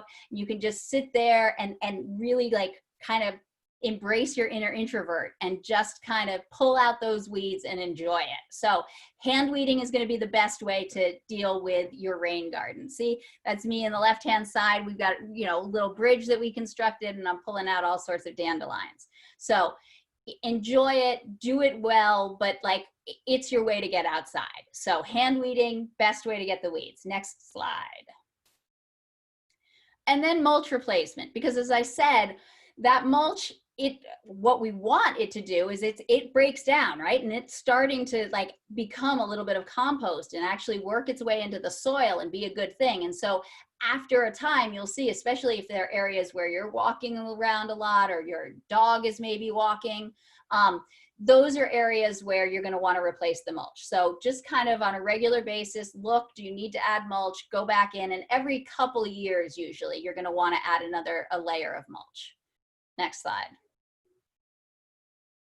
And then plant trimming. So it depends on the plants that you're using, and you know, you can look up the individual needs of each of these plants. But something like this is juncus here, and juncus is something that if it's really happy, it's going to get big, it's going to get floppy. Cutting it back is a great thing, and you can cut it back down to, I don't know, 4 to 6 inches and do really well. Same thing, they're actually deadheading the California fuchsia and going through and picking off those spent blooms. Next slide is some more, I think, cutting back. So, you know, with the Gaillardia here on the left-hand side, see all of those spent blooms? That's another, just pop them off with your fingers, and the more that you deadhead, the more that you take off, the more blooms you're going to get. And on the right are some deer grass. And so the trick with deer grass is when they look great, they look fantastic. And when they don't and they start to get thatchy and gross, cut them back. So typically it's every 2 years that you're just going to want to cut them all the way down to the ground, you know, so they just form these little mounds, and then they'll come back and they'll be super happy and they'll do so well, and they'll still like provide the habitat that you want and do all these amazing things. But these are the trimming and knowing when that happens. Leaf removal is going to be another one, right? You don't want that thick, soggy layer of leaves in your rain garden, because that encourages all sorts of mold, and it can actually, and disease, and it can actually affect your plants. So a little fall raking, always a good thing. Next slide. And then here are some more people hand removing. And then for plant coverage and health. So this is where you want to gauge, how are your plants doing? Are they thriving? Are they doing what you hope they are? And the experimental ones that you tried, how are they doing? You know, there may be some that didn't do so well, that you were like, oh, I bet they can take that inundation in the bottom, and they just couldn't. So do you need to replace plants, and how are they looking? Next slide. And then the other big one is irrigation monitoring and repair, because inevitably, and I mean, it happens to me all the time, I'm adding a new plant, I'm digging, and shovel goes right into that drip irrigation. And so I spring a leak, break it open, and the key is, you know, easy fix, right? You just get a little quick coupler and you can fix it, but you need to check, and you want to make sure that you're not leaking water and losing water into your soil when you've put in this rain garden and you've done drip irrigation and drought tolerant plants. You don't want a big irrigation leak. So just checking on that all the time, or when you're doing maintenance. Next slide. Replacing the plants. So in the one on the right, you can see this is one of those test areas where I think it was Lomandra lime tuff that we tried down at the bottom of the swale. And if you saw one of the earlier slides when I was talking about, you know, that big rain before we wanted to go maintain, they didn't do so well with the inundation of the rain. So lesson learned, we're not going to use it, but they did well on the slopes. But now we have to come up with, what are we going to replace it with? You know, are we going to try some California fuchsia or what? But it's, for us, I think it's a great thing. Now we've learned from our failures. And then that was the slide that I really wanted. Photo document your rain garden. I mean, look at Kevin there. He is just so intent on getting that perfect picture. So really just take lots and lots of pictures. Notice how you slipped over that slide quickly. Anyway, maintenance schedules. So really, really important to think about maintenance. This is not one of these things where it's, photographed, installed, and forgotten. You really want to think about. So all of these we've kind of gone through, the different kinds of pruning, replacement, and then the next two slides, if you want to just show those quickly. These are maintenance schedules or plans that I put together for a client. And so kind of by plant, but also by season, and going through and talking about, what you need to do when and what to expect. Next slide. And then additional ideas and resources. And Kevin, I will turn that over to you. Okay, sounds good. So looking beyond individual rain gardens at your residence, there's other green infrastructure techniques that could be employed as well, such as converting your driveway to either a pervious paver condition or just limiting the amount of actual driveway paving that's there. So in the upper left, you've got concrete interlocking pavers, pervious pavement, and then on the upper right, you have pervious concrete that's been poured in a residential application. And then the bottom two, you can see different applications of just limiting the amount of impervious area in driveways. Maybe it's just looking at grass or just a gravel strip. And then if you're looking at concrete patios, maybe converting those over to more of a decking system. You can see there's a beautiful mature tree here, and they've literally formed this deck around the tree. And the nice thing about that is that any sort of rainfall just slips through the cracks in the decking and goes into the ground. In terms of walkways, there's a lot of different products and styles and colors and forms that you could utilize. So here's some eye candy of different examples that you could implement. And then also moving beyond the ground plane and looking at the potential for green roofs, or eco roofs, sometimes they're called, at your house. This is an example of a retrofit in Portland, Oregon, where somebody's converted their garage, or single car garage, into a green roof. And if you look closely, there's some Adirondack chairs on that green roof. So it's a multifunctional space. Kevin, I was wondering, could you speak up a little bit? I can get a little bit closer. I can try. Thank you. Is that better? I think so. Okay. And then, looking at just a portion of the roof, but you could be really bold. And let's say you are looking at a new home, and you could introduce a new green roof on top of the entire roof. There's a lot of interesting applications, or there's some more whimsical approaches and different scales of residential green roofs that could be applied for that. A lot of different techniques and truly artistic ways to introduce green roofs. Haven, do you have anything else that you want to add with it?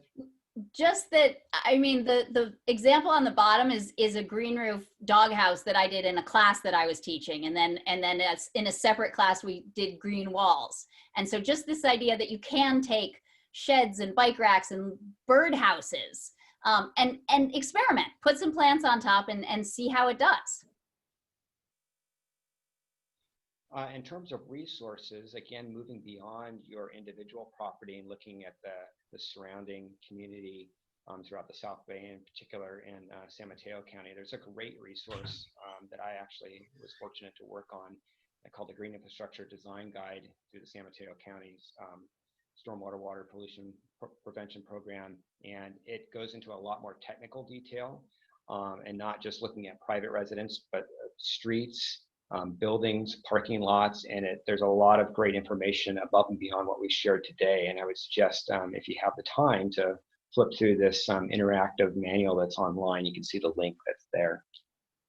And then the last thing I wanted to showcase with the webinar is a program and a group that I've started at UC Davis with the students there, and a lot of the pictures and the examples that have been shown are through the student process called the California Student Leadership in Green Infrastructure, which is a group that basically designs, builds, and advocates for rain gardens and green infrastructure techniques. And we're utilizing a special brand of rain garden or green infrastructure that looks to retrofit spaces very quickly and very inexpensively and in a short amount of time. So within a couple of weeks, we take a condition, an existing condition, and transform that space. And I say this because it's an opportunity to, again, have a more community approach to green infrastructure and rain garden construction.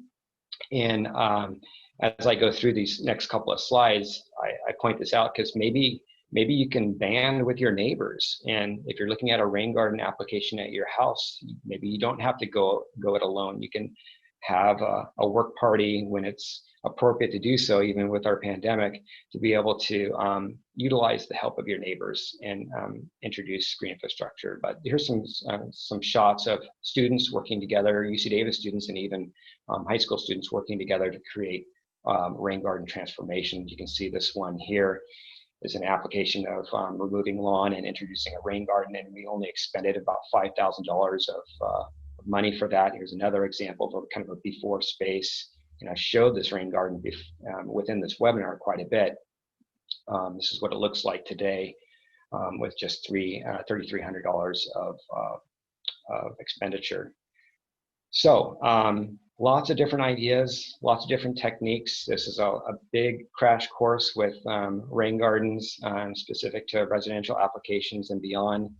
This is both Haven and my contact information. And with that, we'll turn it over to questions. Thank you so much. Great. Thank you both for your wonderful presentation. Well, we have lots of questions to get to, so I'll just get started with that. So one of our participants asked, how do you keep weeds out of river rock without using herbicides? That's such a great question. And it's one of the reasons why, if you're going to introduce rock in a lot of the rain gardens, unless you're right on the weeding application, that I typically use more of a pea gravel, because there's less void space for those weed seeds to get in, and it's just easier to maintain. So you've got a solid mulch material, and it's easier to extract the weeds. And I guess the short answer is that unless you have a regimented schedule for weeding within that river rock, it can be a little bit tough to weed in between those rocks. So maybe it's a combination of using pea gravel and river rock for an application like that. Or as Haven suggested, you don't have to do that at all. You could just have organic mulch, and just keep in mind that some of that mulch material may float or move, but as plants mature and as you fill in the space, then you won't need to mulch as much at all, because the plant material will be there. Do you have anything else to add, Haven? No, just that I don't recommend the use of, because I saw that that's another question, of using the weed fabric. I am personally not a fan of it. If we're trying to infiltrate the soil, and we want healthy soil, and we want invertebrates in there, putting weed fabric in is just going to kill the soil and heat it up, and it's not good for the biodiversity or any of that. And I feel like the weeds get through anyway, and it breaks down, and so then you get awfulness, and it looks really ugly, and it's hard to get out once it's in there. And yeah, I'm not a fan. Same with me. Yeah, and so kind of on that, we did have a separate question on that. So good to hear that weed fabric is not recommended. What about filter fabric under the rock? Yeah, kind of the same approach, is that I wouldn't recommend it because of the same reasons that Haven outlined, but also what I've tended to see is that filtered fabric, even though it's supposed to filter the water, it tends to clog, and it will actually create a condition where you can't infiltrate as well over time. So just think of just simple approaches, natural approaches, and not necessarily utilizing a filter fabric for that type of application. Great. Our next question is, what time of the year is optimal for beginning to design and plant? Fall. So definitely, I mean, use the summer, right? Because the summer is really tough, because by July and August, things are starting to not look so great because it's been so hot. And I mean, at least up here, it's so hot, and we don't want to be outside, and things are starting to die. We don't quite have the fall flowers coming. So that's when I'm doing my designing, right? I'm taking the summer and I'm like, oh my God, I don't want to be outside. I'm going to come in, I'm going to do my designing, because fall is the time to plant. Fall is the best time to plant, because if you get it in, it's sort of this like October, December window that you can push a little bit. Once it starts raining a lot, then it gets iffy because the soil is not so great if it gets wet. But that, yeah, kind of mid-October, and when things start to cool down, that's when you want to get your plants into the ground. So yes, you've got a little window in spring, but it's really about that fall. So plan any time up until then, and then use the fall to get your plants in. Great. Now's the time. Good to hear. Okay, and with regards to reducing runoff, would it make sense to put the rain garden in between the lawn and the sidewalk? This person suggests that there's probably more runoff from the sprinklers than at the downspouts. That is a really good question. Usually that application, you're already within the city right-of-way between that space. If you're looking, if I'm hearing what the question is, it's basically from the curb to the sidewalk, that kind of lawn strip.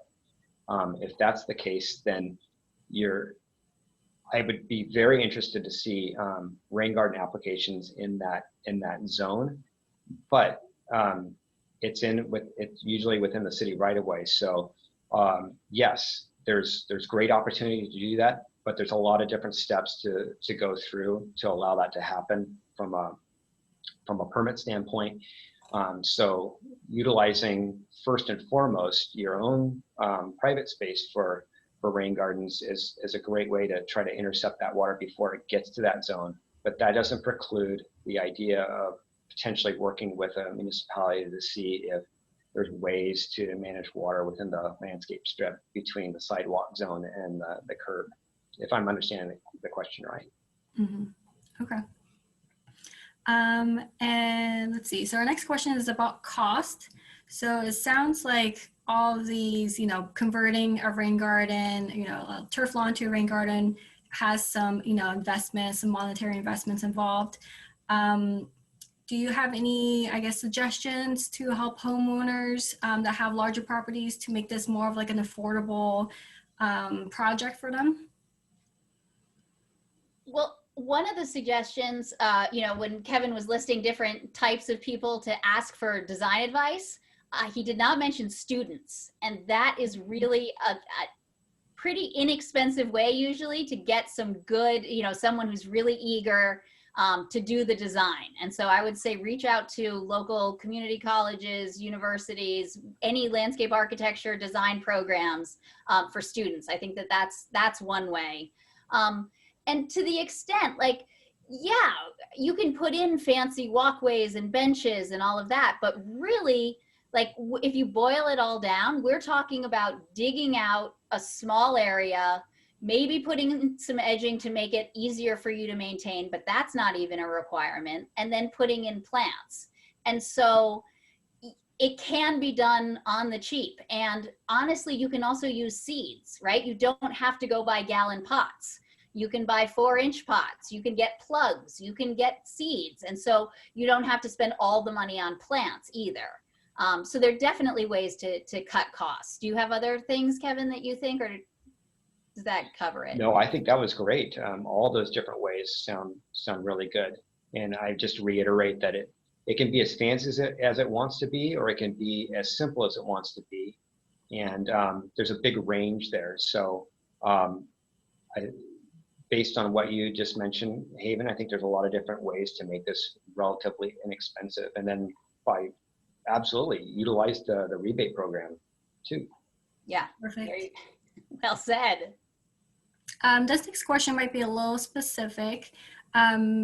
So one of our residents has a yard on top of a concrete retaining wall above their neighbor's yard. And so is there a general guidance for a setback from a retaining wall when designing rain gardens? There's not a general requirement, or excuse me, a general recommendation.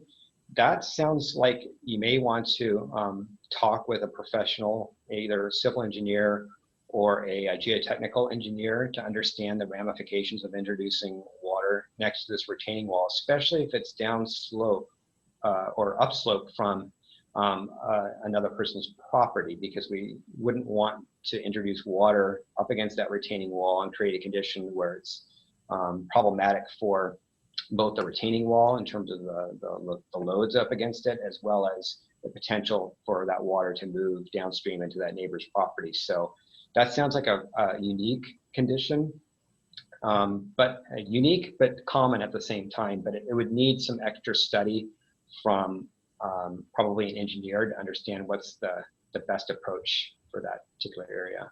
Okay. So I have a question about soils. So here in the Bay Area, we tend to have clay soils, and this resident has a yard that's on a hillside with lots of water seepage during the winter.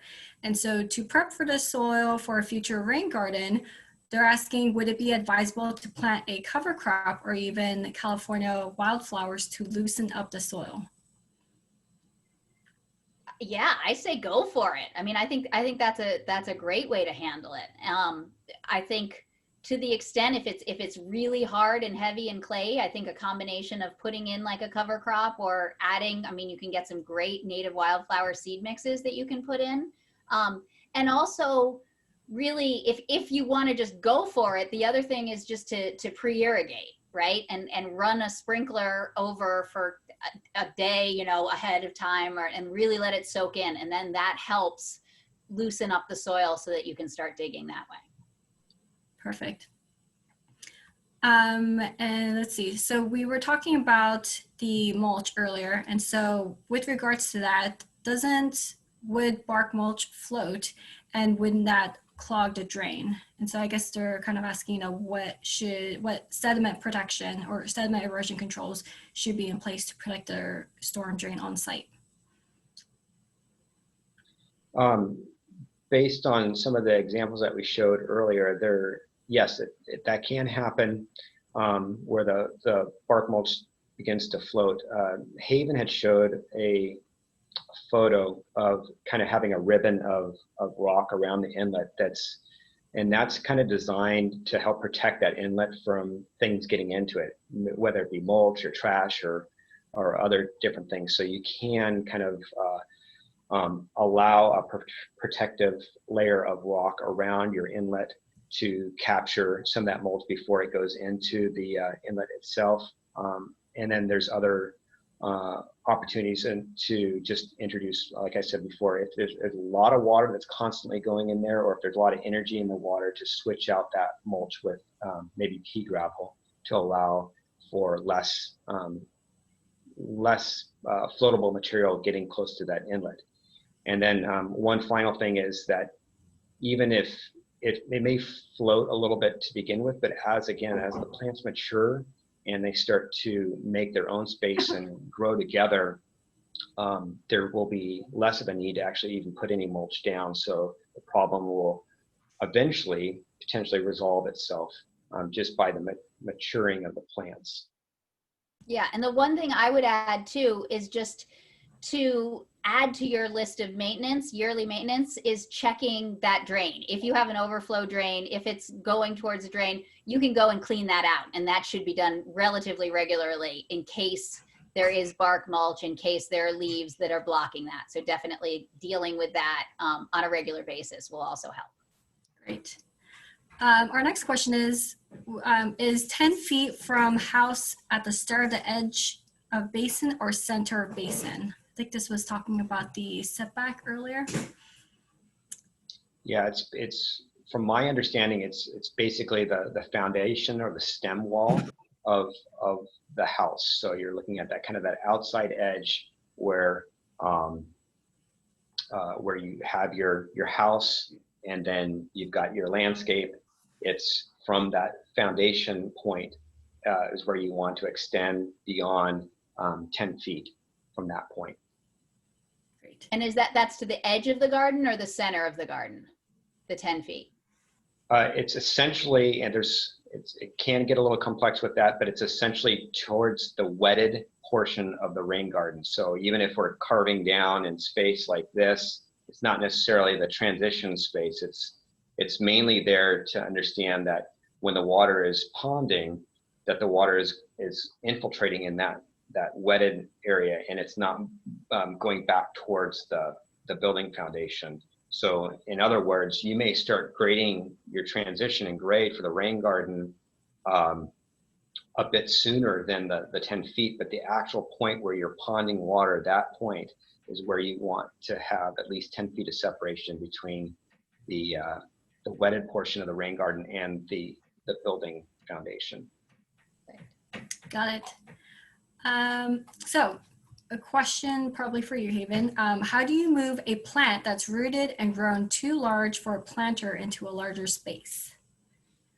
So the best thing to do is to do it when it's, not actively growing. So fall is the best time to transplant, and check to see first if it's a kind of plant that can be transplanted. A lot of natives just don't like it. And so you can try, but there's some that regardless of all the best intentions and following rules, they just don't want to be transplanted. And some, when they get just too big, again, don't want to be transplanted. But what I would suggest is in the fall, dig around the root zone and cut any roots that you can't get, right? So if the roots have gotten really deep, then get as deep as you can, but then use clippers to cut those other roots. Try and keep the soil around it so you've got a nice root ball, and then transplant it into an area where, again, the size of the hole is twice as big as that root ball. Cover it up, keep it watered, and hope for the best. It's not a guarantee, but that's what you want to do. Great. And a question for you, Kevin. Talking about green roofs, do you still need gutters if you're installing a green roof? Most likely, yes. It depends on what the roof is. I'm actually not a green roof aficionado. Haven is. So I'm gonna transfer that question over to Haven, because I know that there's been applications depending on the roof where you've got a gutter or you don't. But right. So I mean, it does. It totally depends on the type of roof. In residential, typically you are going to be sloping down to a gutter system to capture any extra water runoff that there is.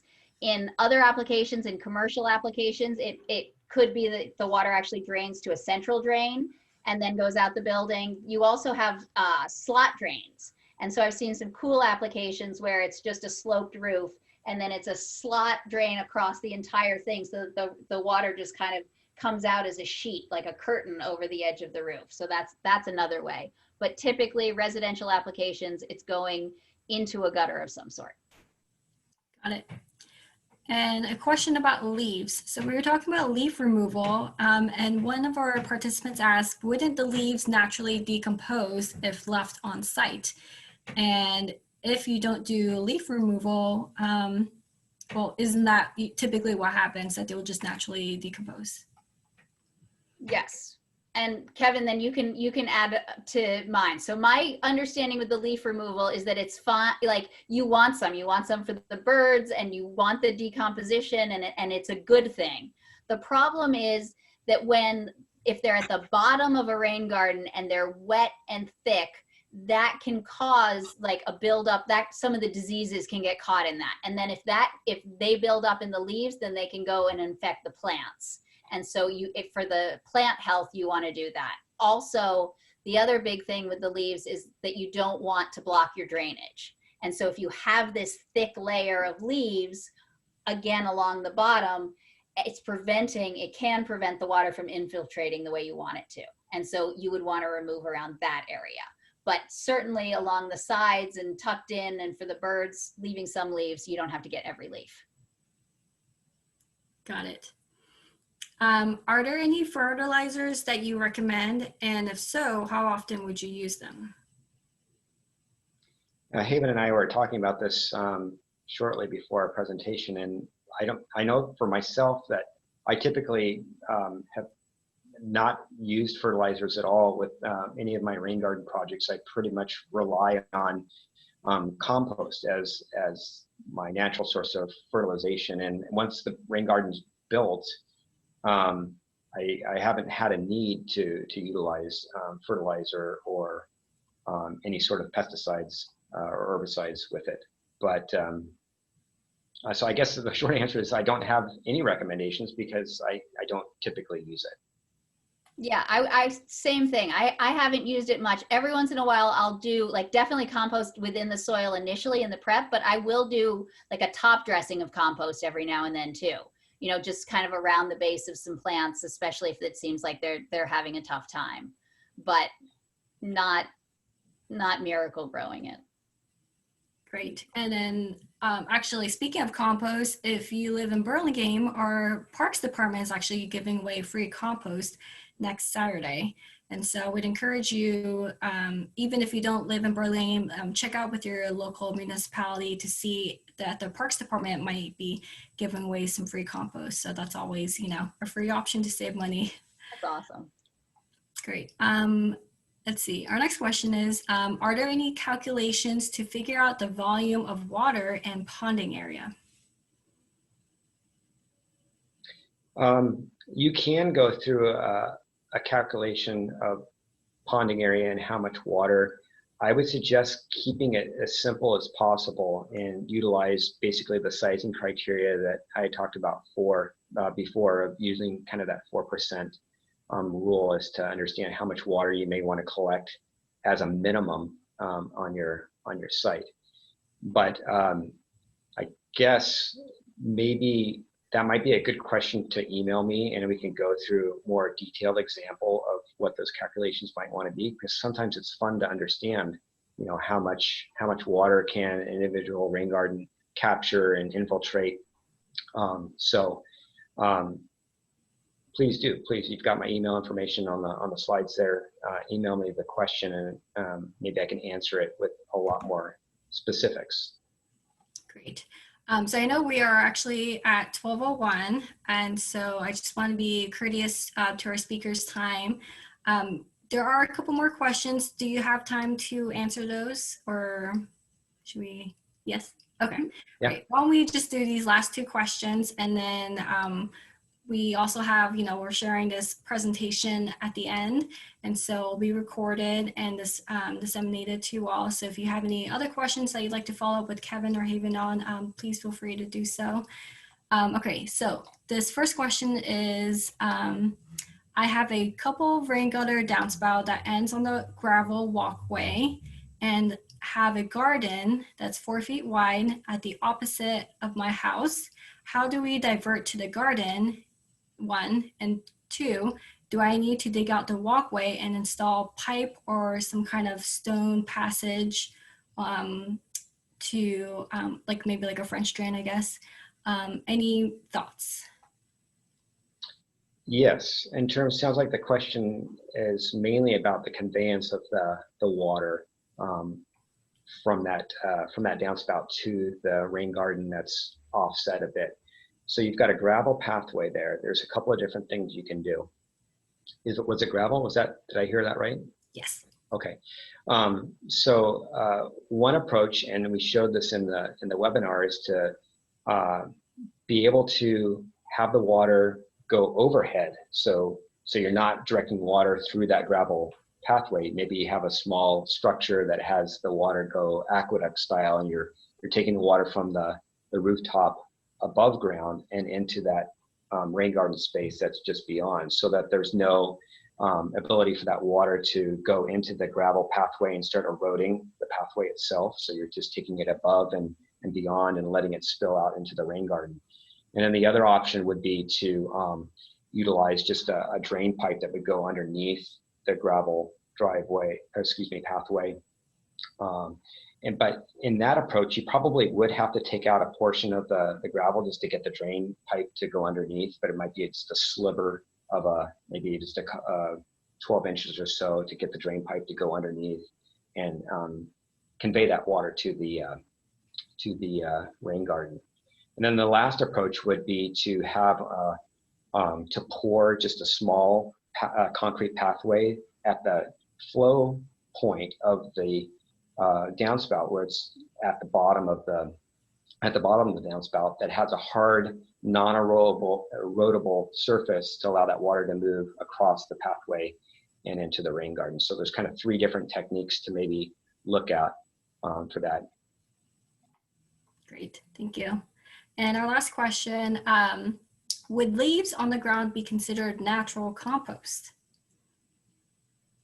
Yeah, I mean, they're gonna degrade over time, and they're gonna add to the fertility of the soil. So definitely. Yeah, and in case there's too much confusion about the section where we're talking about leaf removal, you know, everything in moderation, right? So you've got trees and they're depositing leaves just like they would in nature, but you wouldn't necessarily want to have that leaf buildup, as Haven was saying, be so chronic to the point where you're introducing some pretty anaerobic conditions in there. Anaerobic, what I mean is there's not a lot of oxygen and interface with, it just creates kind of a moldy condition into there. So having a little bit of leaf cover is probably ideal, in all honesty, to be able to allow for that more natural mulching to occur. But if you have so much that is built up, not only can it harbor some problems, but it also impacts the amount of water that you can then retain over time, because you've got this layer of leaves and it's reducing the amount of capacity within that recessed portion of the rain garden. So like I said before, just everything in a little bit of moderation, a little bit of leaf droplets. You don't have to take out every darn leaf that falls down there. Just kind of use some common sense with that.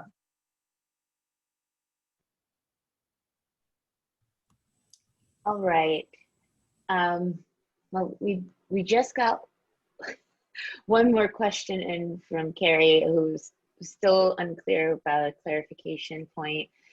She still doesn't understand why you'd want a 3-foot offset from the sidewalk. Wouldn't putting a rain garden next to the sidewalk help capture runoff from an irrigation lawn? Carrie, we're going to email you.